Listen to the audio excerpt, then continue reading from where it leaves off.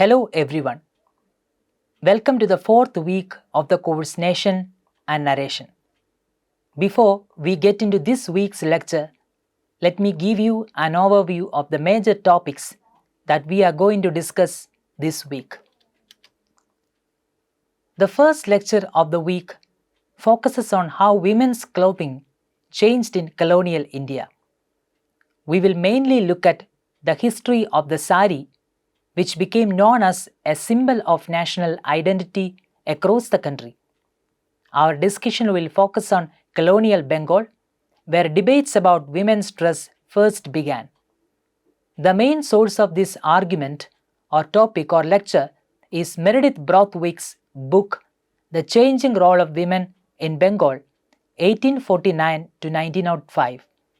The sari, especially the style called Brahmika sari, was created as a response to two criticisms from Europeans about Indian clothing. First, they said that Indian women's dress was too revealing and inappropriate.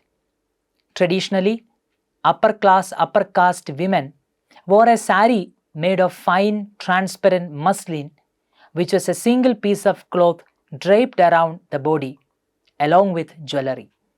This was comfortable for Bengal's hot weather, but under Victorian ideas of modernity, it was seen as improper even when worn only around male family members.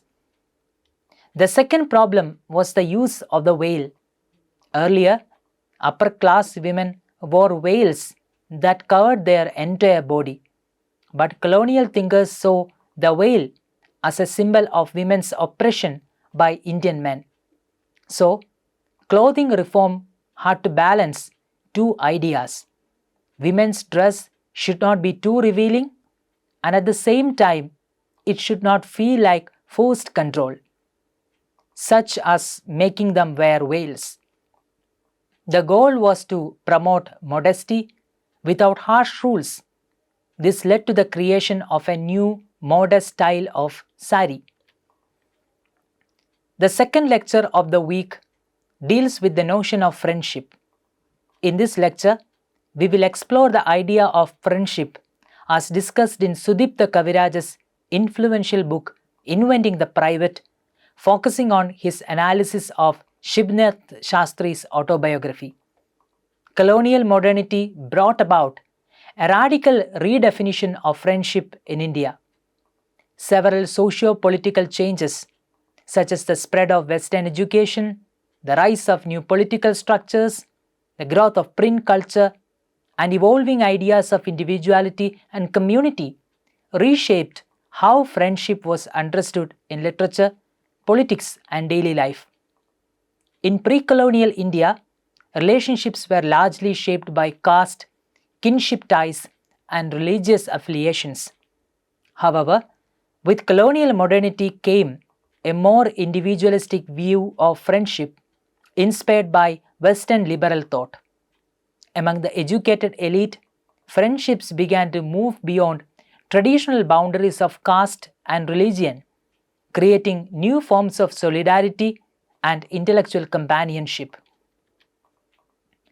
The focus of the third lecture is the rise of the novel as a new literary genre in colonial India. In this lecture, we will examine how the novel contributed to reshaping the moral and intellectual world of the colonial middle class. While our primary focus will be on early Malayalam novels such as Indulekha, Vasumati, and Saraswati Vijayam, the themes and concerns they raise are relevant to literary developments across many Indian languages during the colonial period.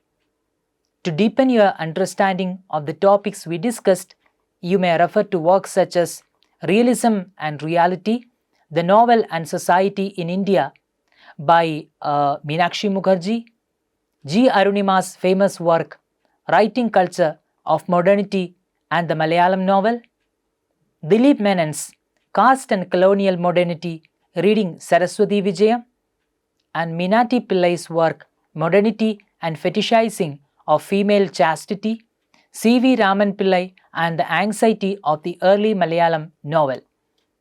In the fourth lecture, we will focus on a particularly intriguing phase of the nationalist movement, one where colonial presence was paradoxically viewed as necessary for the restoration of India's lost glory.